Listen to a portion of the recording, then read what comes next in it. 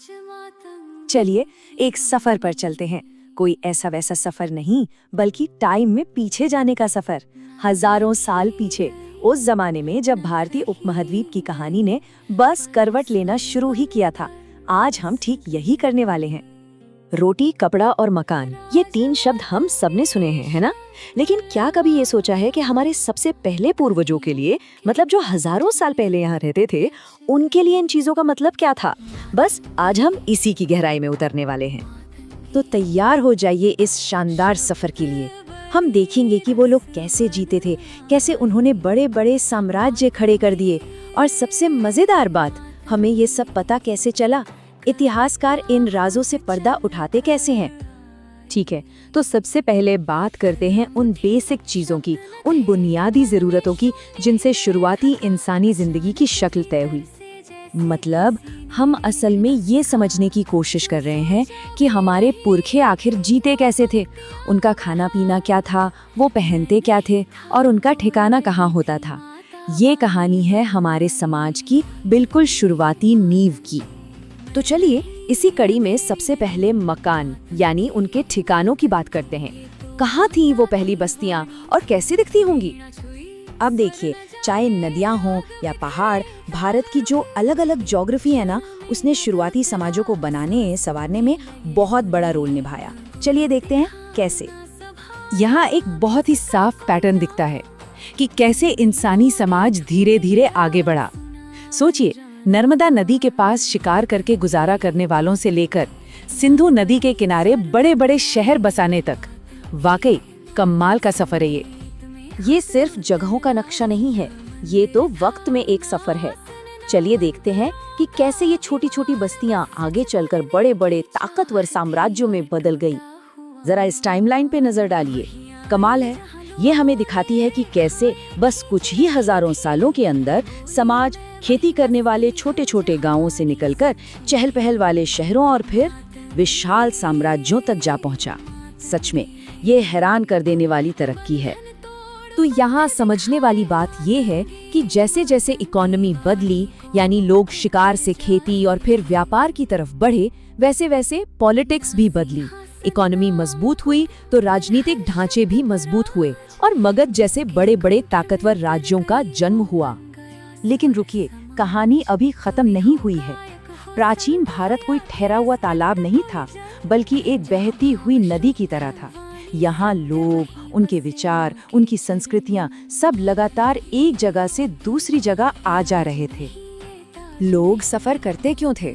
सोचिए, कोई अपनी रोजी रोटी के लिए खाने और नए संसाधनों की तलाश में निकल पड़ता था, कोई बाढ़ या सूखे जैसी कुदरती आफतों से बचने के लिए, कुछ सेनाएं थी जो नई जमीनें जीतने निकलती थीं, व्यापारी थे जो कीमती सामान लेकर कारवां में चलते थे, और हाँ, धार्मिक गुरु भी थे जो अपनी सीख और सलाह देने के लिए दूर दूर तक जाते थे।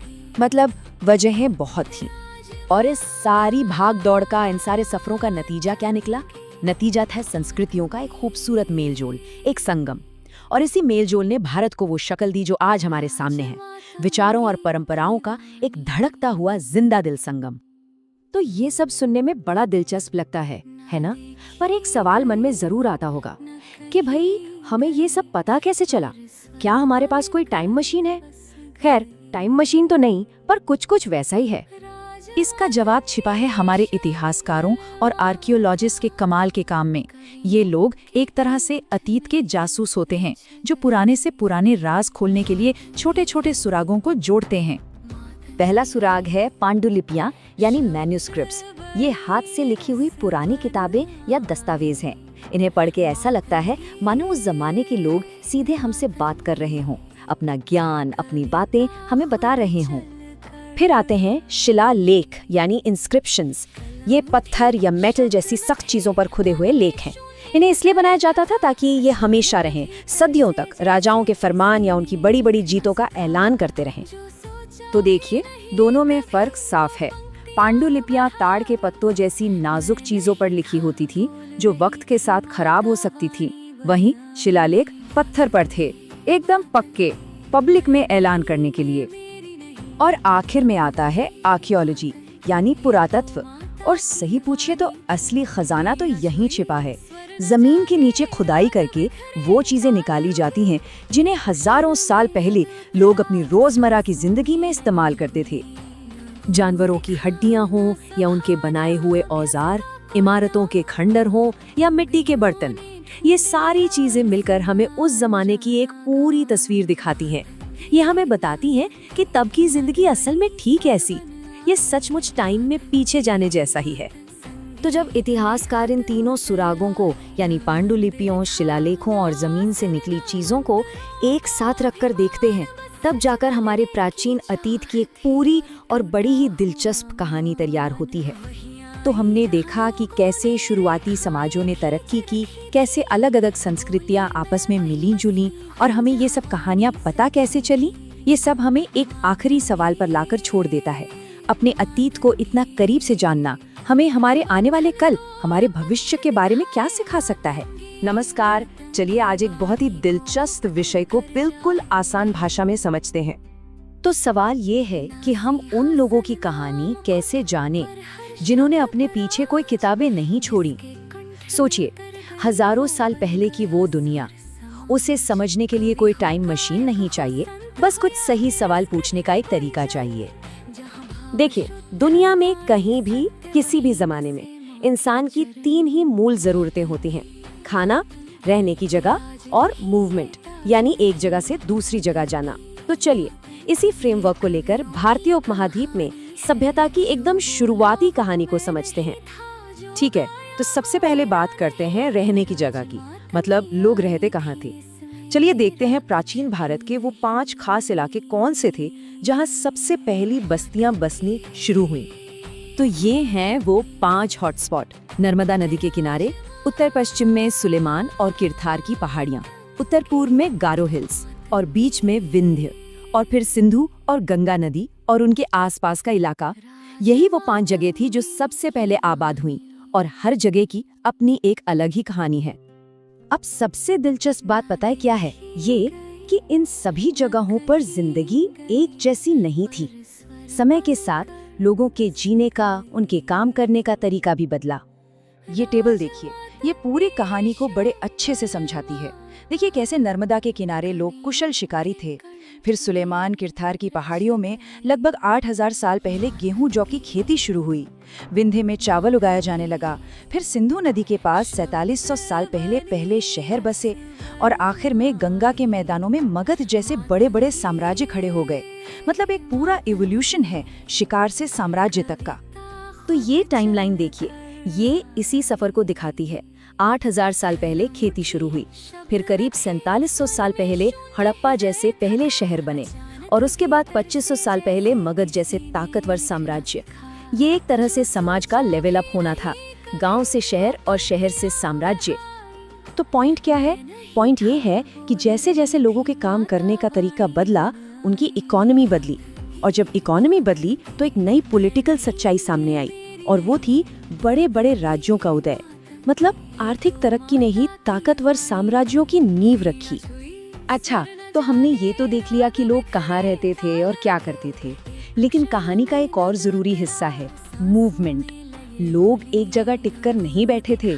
तो सवाल उठता है कि आखिर वो इतनी मुश्किल यात्राएं करते ही क्यों थे? तो इसके पीछे कई वजह थी। कभी रोजी रोटी की तलाश में, तो कभी बाढ़ या सूखे जैसी आपदाओं से बचने के लिए, कभी कभी सेनाएं दूसरे इलाकों पर कब्जा करने निकलती थी, व्यापारी अपना कीमती सामान लेकर कारवां में सफर करते थे, और हाँ, धर्मगुरु भी अपने विचार और सलाह फैलाने के लिए यात्रा करते थे। देखा जाए तो वजह आज भी कमोबेश वही है: सर्वाइवल, मौका, ताकत और विश्वास। और ये सफर कोई आसान नहीं थे। सोचिए, रास्ते में ऊंचे ऊंचे पहाड़, बड़ी बड़ी नदियां और मीलों फैले रेगिस्तान थे, लेकिन रुकना तो जैसे नामुमकिन था। लोगों के अंदर आगे बढ़ने की जो चाह थी, वो इन मुश्किलों से कहीं ज्यादा बड़ी थी। और इसी मूवमेंट का, इसी सफर का एक बहुत ही गहरा नतीजा निकला। और वो नतीजा ये था कि जब लोग यात्रा करते हैं तो वो अपने साथ सिर्फ अपना सामान लेकर नहीं चलते, वो अपने साथ ले जाते हैं अपने आइडियाज, अपनी परंपराएं, अपनी संस्कृति। और यही हमारी कहानी का क्लाइमैक्स है। इन यात्राओं से हुआ संस्कृतियों का मेलजोल। और इस कल्चरल मिक्सिंग का नतीजा क्या हुआ? पत्थर तराशने के नए नए तरीके सामने आए, संगीत बनाने की नई शैलियां जन्मी, खाना पकाने के नए नए तरीके ईजाद हुए। एक तरह से परंपराओं और ज्ञान का एक साझा पूल बन गया और इसी मेलजोल ने आने वाली सभ्यता के लिए एक बहुत मजबूत और विविध नींव रखी। ठीक है, ये सारी कहानी सुनने में तो बड़ी दिलचस्प लगती है, पर एक बड़ा सवाल मन में आता है, हमें ये सब पता कैसे चला? मतलब ये तो हजारों साल पुरानी बातें हैं, तो इसका जवाब छिपा है इतिहासकारों के टूल किट में। पहला औजार है पांडुलिपियां या मैन्यूस्क्रिप्ट्स। ये क्या थी? ये दरअसल हाथ से लिखी हुई पुरानी किताबें थीं, जो ताड़ के पत्तों पर या फिर बर्च के पेड़ की छाल पर लिखी जाती थी। और इनमें क्या नहीं था? धार्मिक मान्यताएं, राजाओं की जिंदगी के किस्से, दवाइयां, विज्ञान, सब कुछ। सोच कर देखिए, एक पत्ते पर पूरी दुनिया की जानकारी समेट दी गई थी। दूसरा औजार है शिलालेख या इंस्क्रिप्शंस। ये पत्थर या मेटल जैसी सख्त सतहों पर उकेरी गई लिखाई होती थी। राजा महाराजा अक्सर अपनी जीत या अपने फरमान इन पर खुदवाते थे। क्यों? ताकि उनकी बातें और उनकी विरासत हमेशा हमेशा के लिए अमर हो जाए। और तीसरा और बहुत जरूरी टूल है पुरातत्व यानी आर्कियोलॉजी। आर्कियोलॉजिस्ट एक तरह से जासूस होते हैं जो जमीन के नीचे दबे सुराग ढूंढते हैं। खुदाई में जो भी मिलता है, पुराने औजार, जानवरों की हड्डियां, टूटी फूटी इमारतें, वो सब हमें उस जमाने की रोजमर्रा की जिंदगी की कहानी सुनाते हैं। तो अब अगर इन दोनों को देखें, पांडुलिपियां और शिलालेख, तो एक फर्क साफ दिखता है। पांडुलिपियां ताड़ के पत्तों जैसी नाजुक चीजों पर थीं, तो वक्त के साथ कई या तो खराब हो गई या उन्हें कीड़े खा गए। वहीं दूसरी तरफ शिलालेख पत्थर और धातु पर थे, इसलिए वो हजारों साल बाद भी हमें वैसे के वैसे ही मिलते हैं। इसीलिए वो इतिहास का एक ज्यादा टिकाऊ रिकॉर्ड है।